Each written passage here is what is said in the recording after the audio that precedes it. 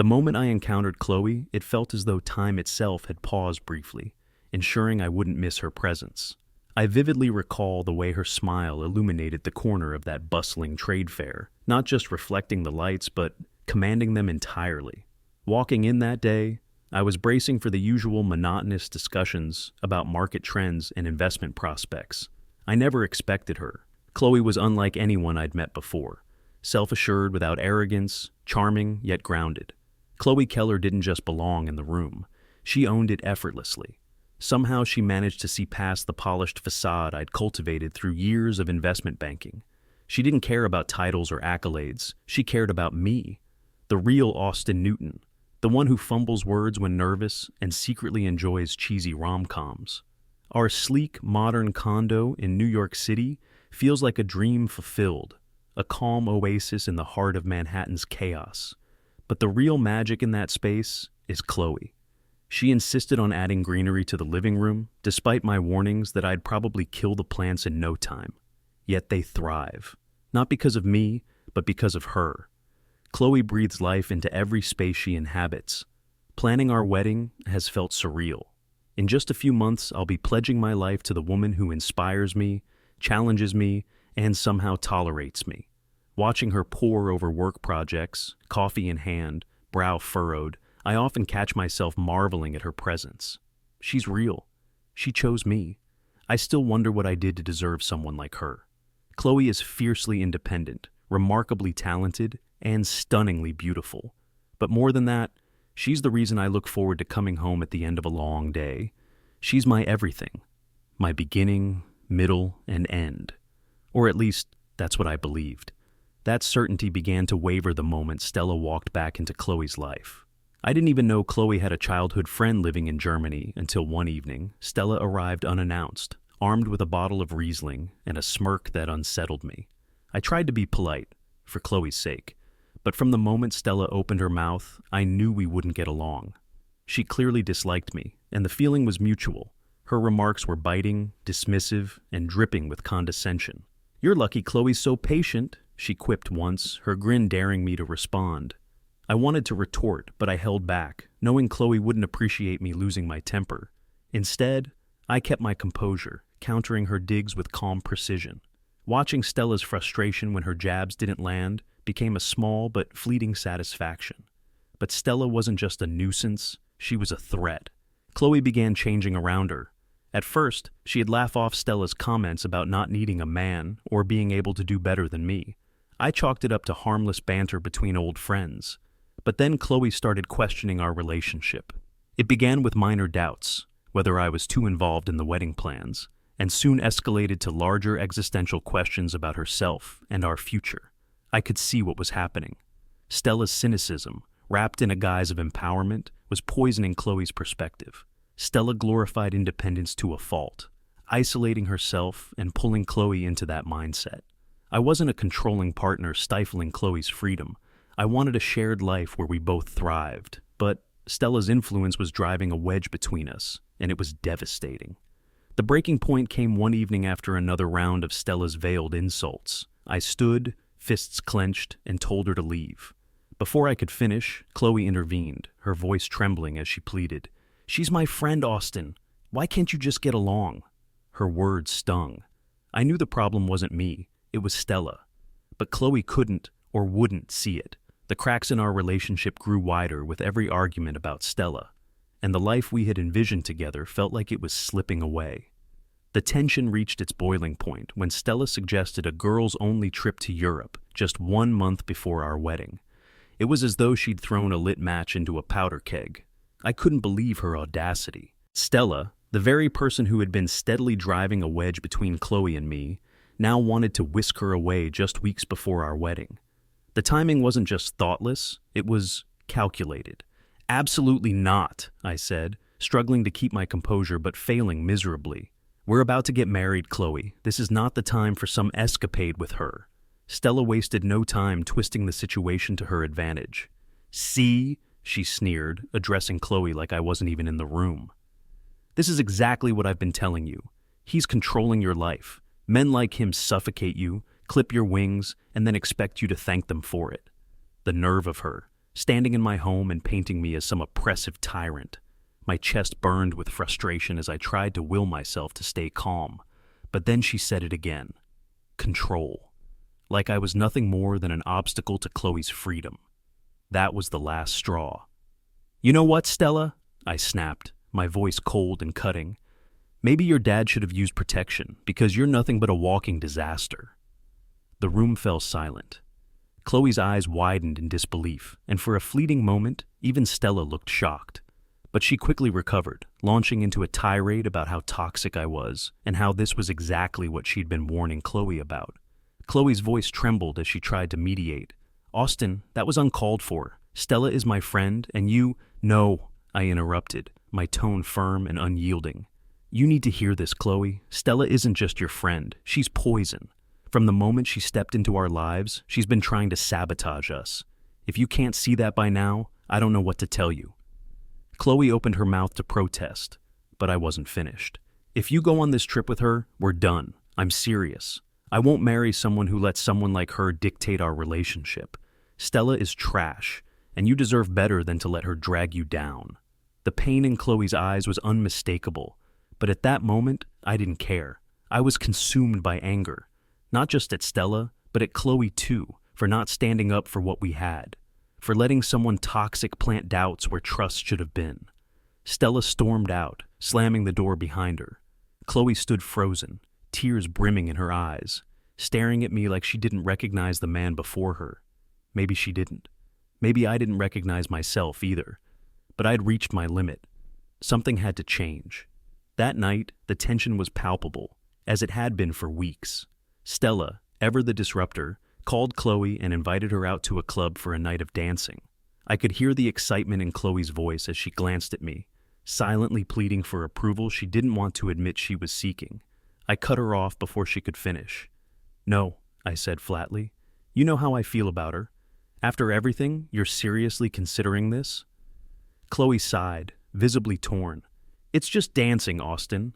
It's not like we're committing a crime. She's trying to what? I snapped, my frustration spilling over. Drive an even bigger wedge between us? Every time you let her pull you into her nonsense, it's another nail in the coffin of what we're building. The silence that followed was suffocating. Chloe finally put her phone down and told Stella she wasn't going. But her expression wasn't one of agreement. It was resignation.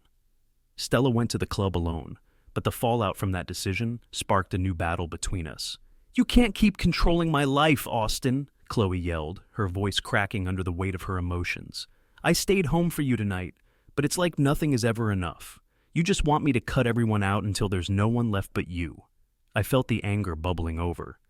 This isn't about control, Chloe. It's about respect, about protecting what we have. But if you can't see that, maybe we're wasting our time. Before I could say something I'd regret, I grabbed my jacket and stormed out, slamming the door behind me.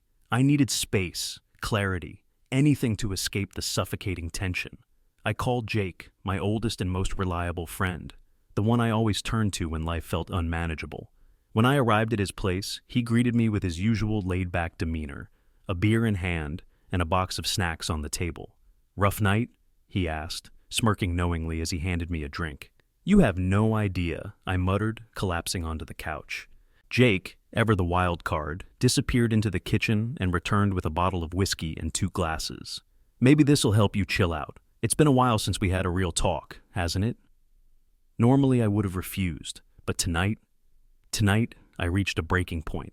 My thoughts felt like an endless storm, my emotions a weight I couldn't carry any longer. Exhausted and desperate for clarity, I sank into the couch and let my mind wander, staring at the dim glow of the city through the window. At first, nothing seemed to change, but slowly the exhaustion pulled me into a deep, vivid dream, so real that I didn't realize I was dreaming at first. I was back in the condo, pacing the living room, as my mind churned with unresolved rage.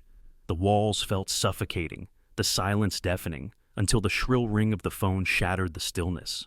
I answered, and Chloe's panicked voice came through, trembling. Austin, it's Stella. She went to the club, and something awful happened. Her words were a gut punch. I could picture it clearly. Stella, alone in that club, surrounded by men with sinister intentions. Chloe didn't have to spell it out. I knew. Stella had been assaulted. When I arrived at the hospital, Chloe was waiting. Her tear-streaked face, red and swollen from crying, transformed when she saw me, her eyes igniting with fury. "This is your fault," she hissed. "You made her go alone. If you hadn't been so controlling, she wouldn't have been there by herself."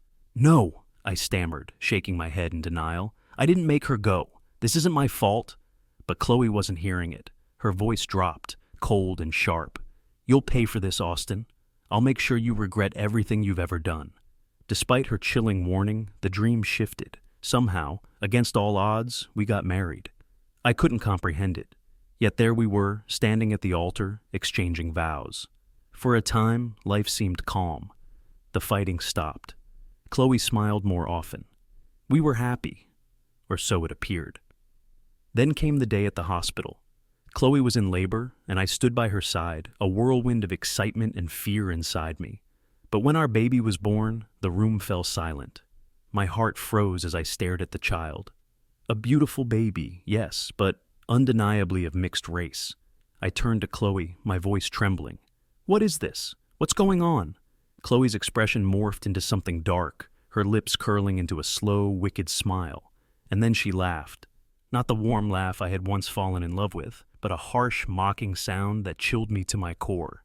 "Welcome to your new life, Austin," she sneered. "Your hell has just begun."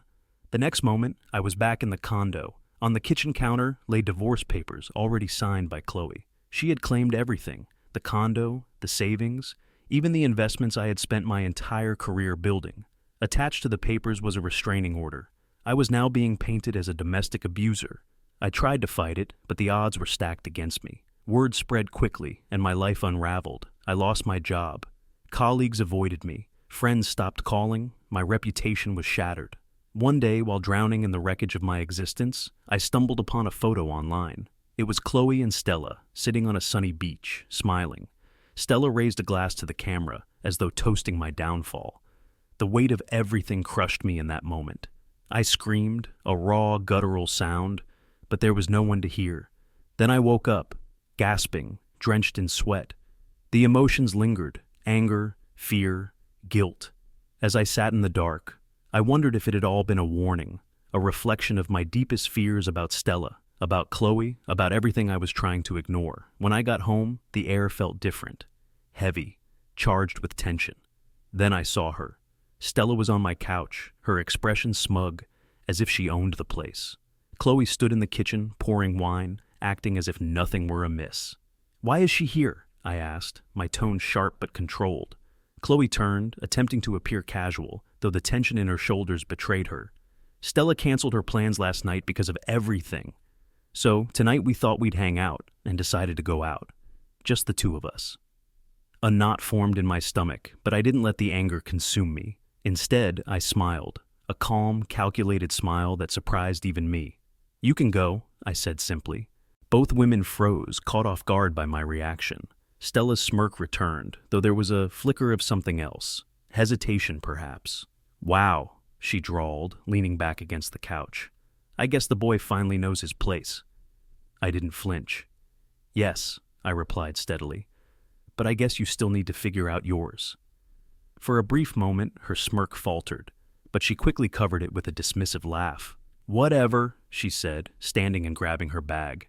"Come on, Chloe, let's go." Chloe glanced at me, her eyes searching for something. Approval, doubt, maybe even permission. But I gave her nothing. I stood there, calm and collected, as they left. The sound of the door clicking shut echoed through the quiet apartment. I stood for a moment, letting the mask of composure slip. Let them have their night, I thought. Let them feel like they've won. Because something inside me had shifted. I wasn't playing their game anymore, but that didn't mean I wasn't preparing for my next move. The call came at midnight, wrenching me from a restless sleep. Chloe's father's voice on the other end was frantic, trembling with urgency. "Austin, you need to come to the hospital. It's Chloe and Stella. Something happened." I didn't waste time asking questions. Throwing on whatever clothes I could grab, I bolted out the door and drove recklessly to the hospital. When I arrived, Chloe's father was pacing in the waiting room, his face ashen with worry. His hand gestured toward a room down the hall. "She's in there," he said, his voice unsteady. "They're both claiming they were assaulted." My stomach twisted at his words, but there was something in his tone, more than worry, almost as if he were trying to process something himself. I stepped into the room to find Chloe lying on the hospital bed, pale and visibly shaken. Stella sat beside her, her usual air of smug confidence replaced by an expression that was almost convincing as distress. I kept my voice steady, though my tone was cold. "Chloe, what happened?" Chloe avoided my eyes, nervously fidgeting with the edge of the hospital blanket. Stella, however, wasted no time, her sharp gaze narrowing as she interjected. "What happened? We were attacked, Austin.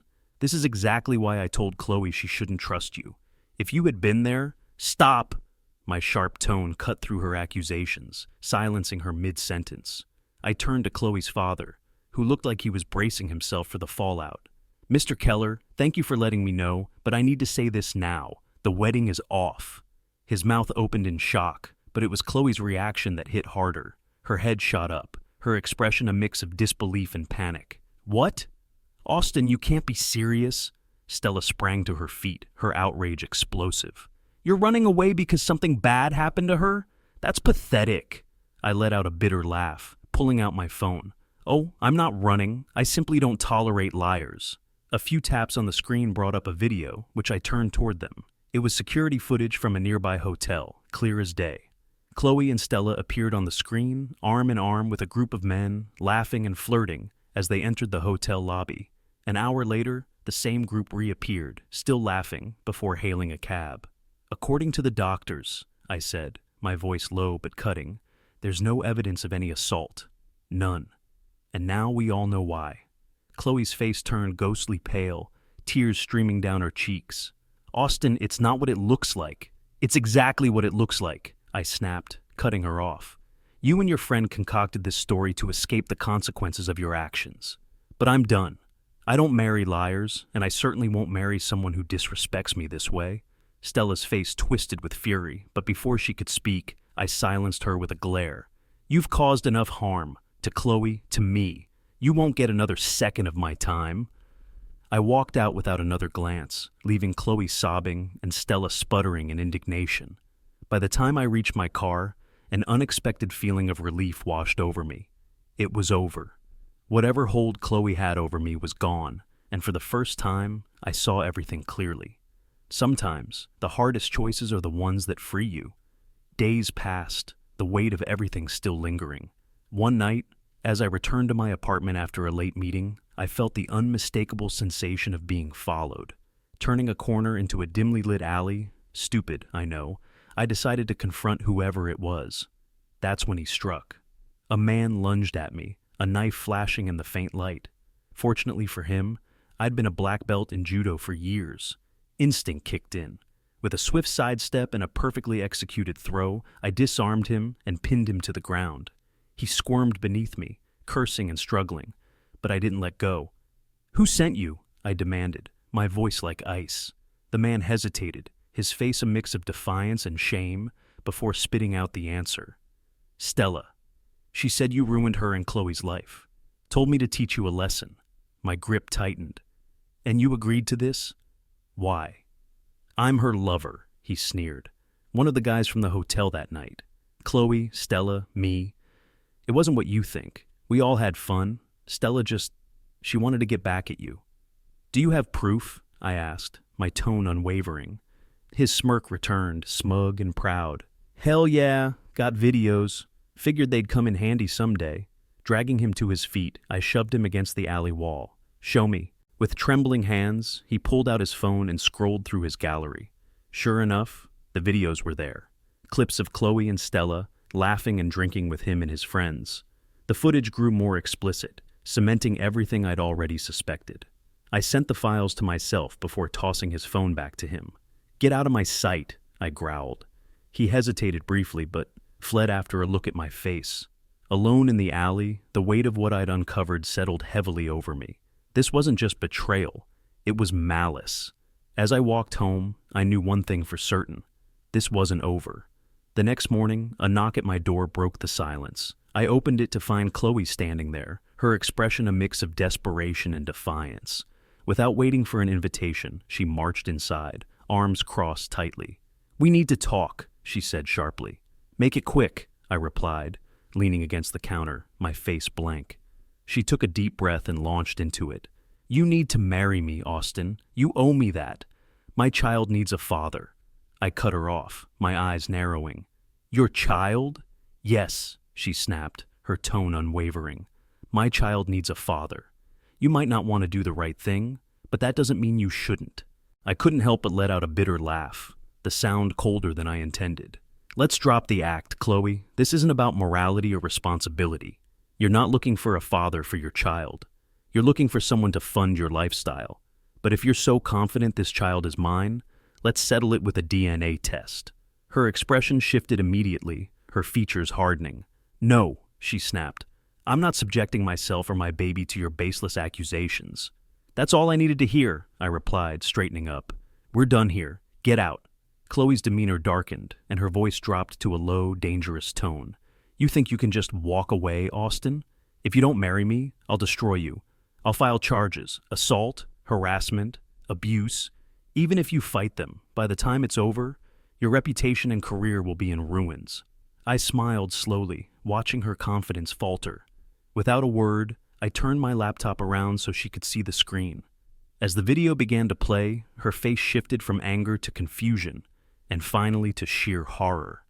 There she was, clear as day, laughing and drinking with Stella and the men from the hotel, before moving on to behavior she had tried to cover up with lies. You recorded this? She stammered, her voice trembling. No, I said evenly. Your boyfriend from that night was more than willing to share. But wait, there's more.